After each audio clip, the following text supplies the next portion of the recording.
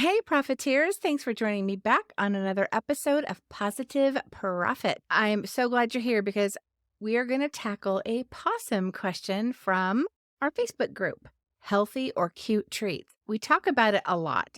We're going to dive into the discussion and I'll guide you through finding your own treat making philosophy. It's a thing and you need to understand it. We're going to talk about market dynamics and understanding those and the surprising success of healthy treats. Discover how to create visually stunning, all natural wonders without compromising on taste or looks.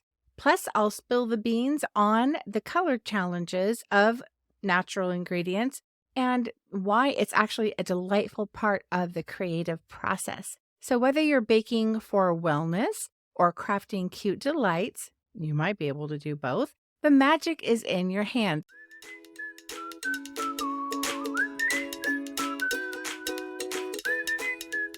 Welcome to the Positive Profit Podcast. I'm Kara Brothers, dog treat business owner and collector of way too many cute cookie cutters.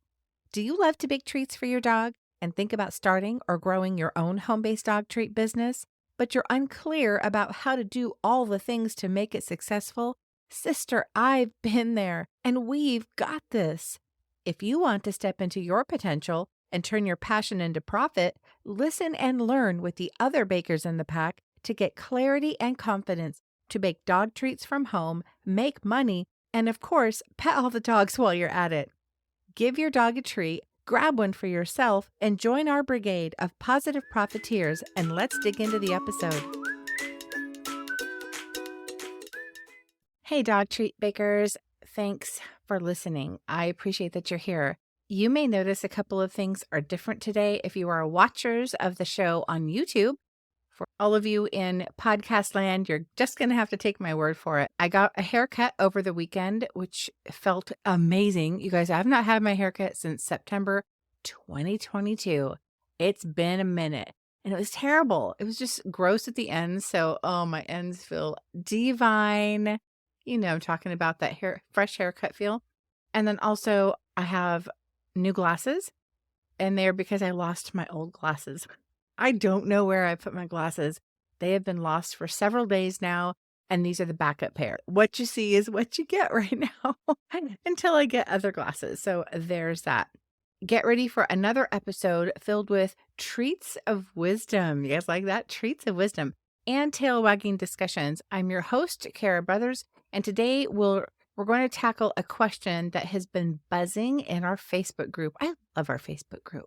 Love, love, love it. If you guys aren't a part of it right now, please join. You'll see some links in the show notes or in the description. But before we dig into the delicious details, hit that subscribe button.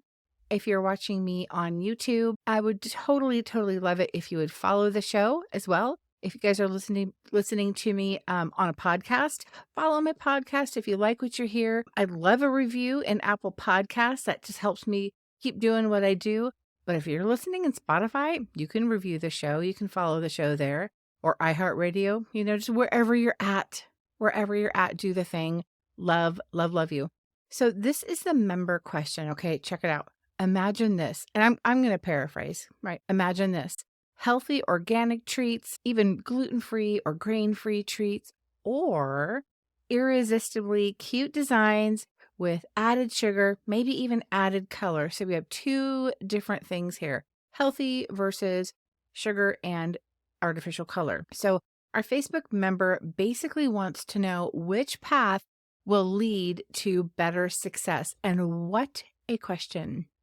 First off, big paws up to you for pondering the philosophy behind your treats, okay? It's not just about baking. It's also about aligning with your why, all right? Let's embark on a journey together to discover what resonates with your values. Before you get tangled in the healthy versus cute treats debate, let's pause and reflect on what your values are, whether it's organic and healthy, grain-free, that line of thinking, or super cute, but they have added sugar, added color, whichever you subscribe to, your treats really should be a reflection of your commitment to your business and really your why, like your philosophy about making treats.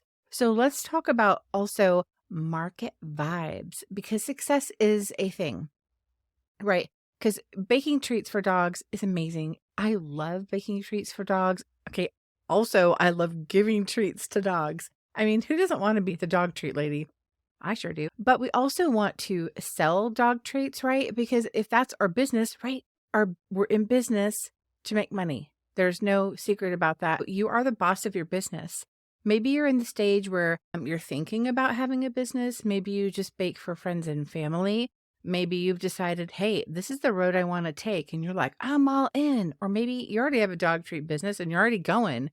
Let's talk about market vibes and making money. And that's actually a part of the discussion, which is going to do better sales wise. Healthy treats might steal the show, okay, in areas that are more health conscious. Areas like take a look around you. Do you have a lot of health food stores? Do you have a lot of gyms? Are there fitness fanatics in your town? Are there a lot of outdoor activities? Hiking trails and things like that. I have found that dog parents often mimic their wellness choices that they make for themselves for their pets too. Like my brother, he's a runner. He is a firefighter paramedic. He's an engineer on a fire truck as well. That bro is all about health and being healthy and things like that. So those are the kinds of things he looks for his dog. So that's his frame of mind. I want you to take a look at the market around you. If you really live in an area that's health conscious, more often than not, you're going to find that healthy treats are probably going to sell better. All right. So I want you to try to get in sync with your market. If you need to, do some market research. And that's really what I'm inviting you to do, right? Research your market. Take a look if you haven't noticed before, if you haven't had looked at your town with that lens or that filter, check it out. Check out your gyms and your health food stores and things like that, and try to get a vibe of what's around you.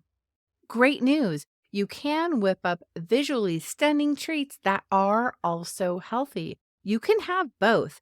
Dive into the world of all natural, grain-free, gluten-free, even organic ingredients. They're out there and you can make dog treats with them and they're delicious as well. Also, you can decorate with these kinds of things too to make them absolutely beautiful.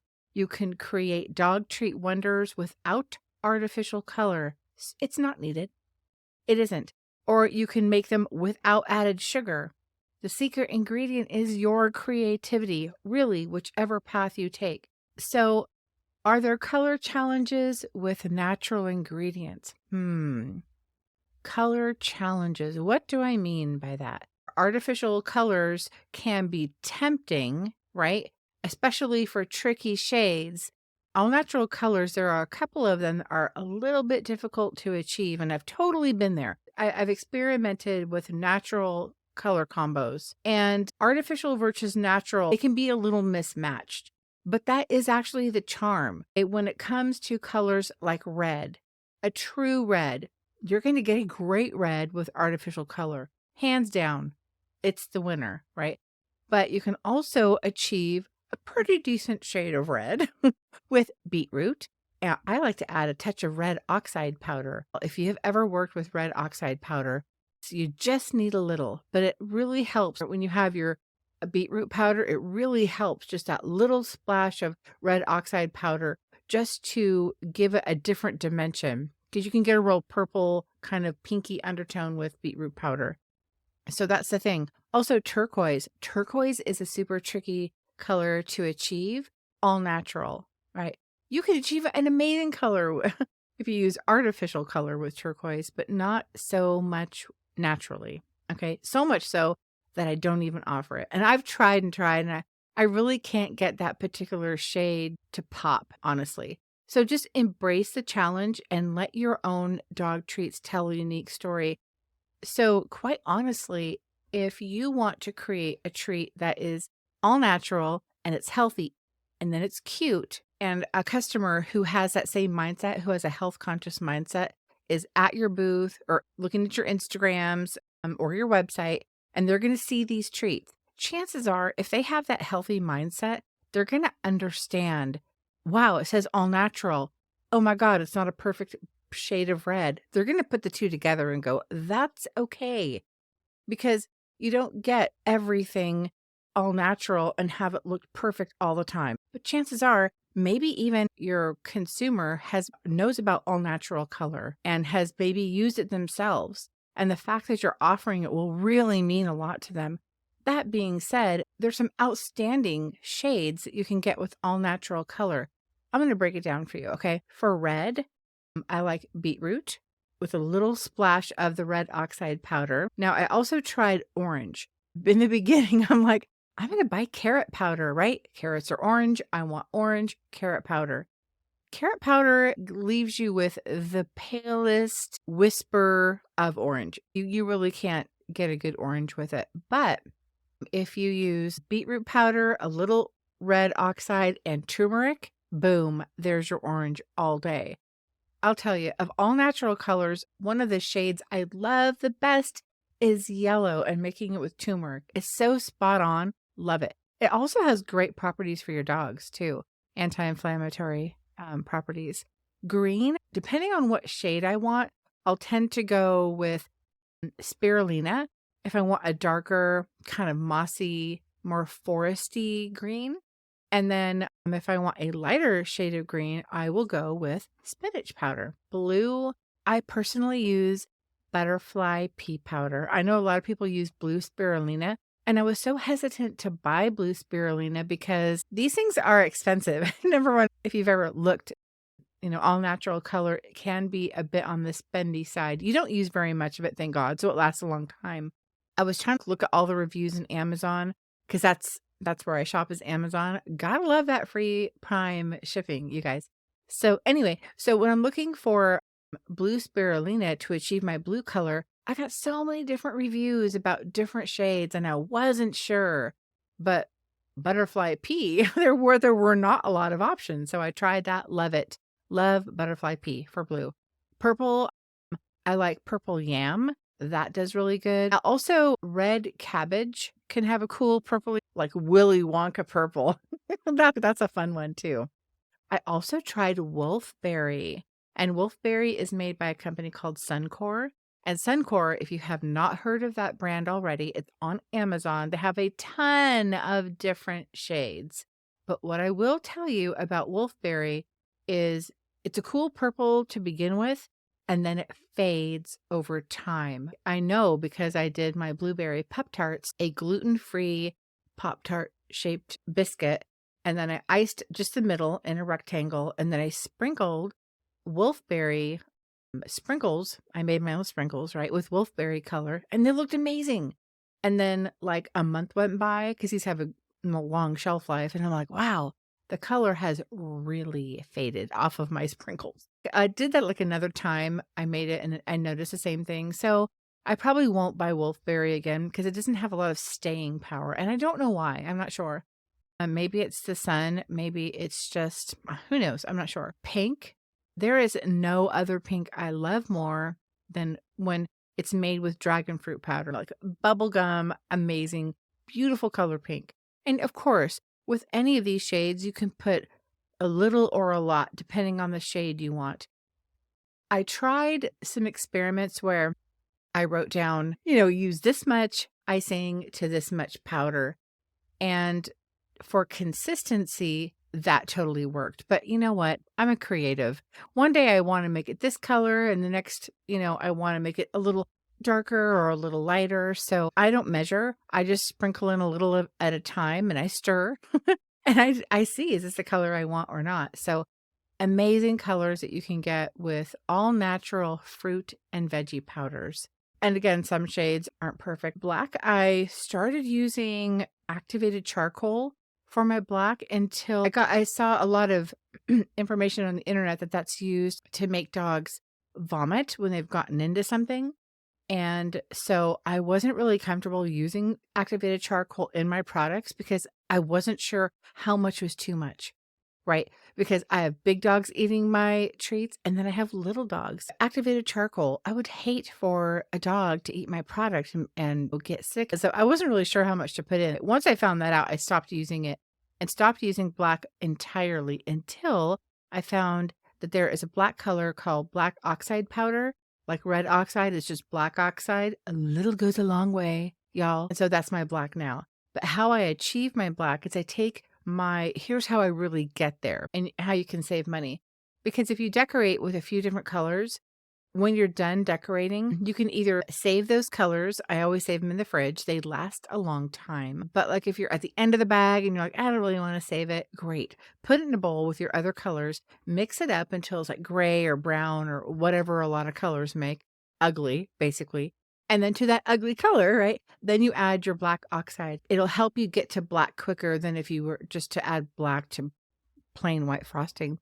And then the other color is brown. If you've heard some of my other episodes, like about carob powder is a perfect way to get brown. And they have a light roast and you can find a dark roast of carob powder. And obviously the light roast will make a lighter shade. And of course, more or less, depending on how dark or light you want to go.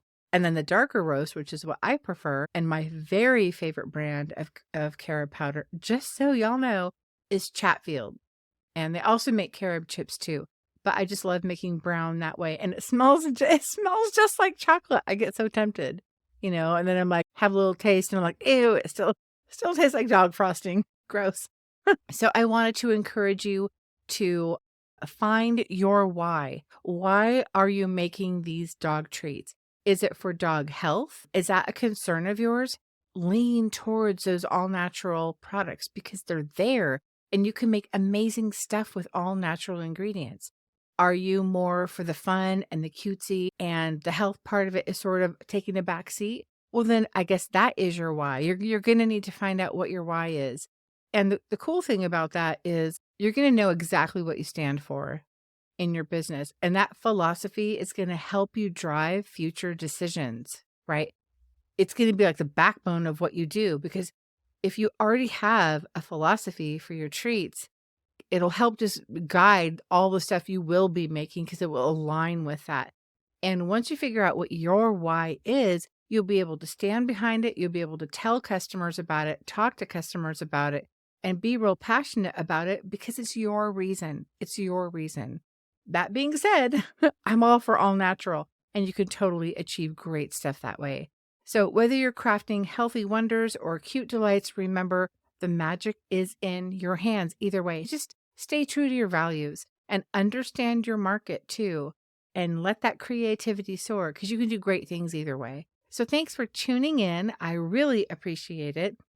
If you guys want to connect with me, I would love it. Subscribe to me in your favorite podcast player. You can watch the YouTube show on my channel. Follow me on Instagram at Positive Profit. That's positive with the PAW. You can join our free Facebook community at facebook.com/groups/start a dog treat business. You can also snag some freebies on my website, and that's positiveprofit.com. And you can email me as well, support@positiveprofit.com. Until next time, keep those ovens warm, tails wagging, and don't forget to treat yourself well.